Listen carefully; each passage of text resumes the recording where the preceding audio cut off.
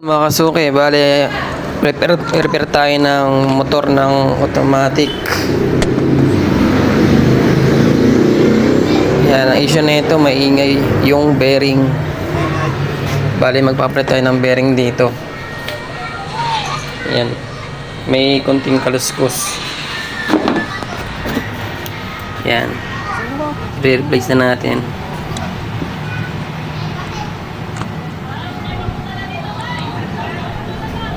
Ayan, pinilit natin ng bagong bearing.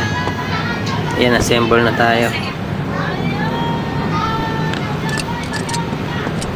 Issue na ito, maingay pagka mag-wash tsaka spin. Ayan, test na tayo dyan.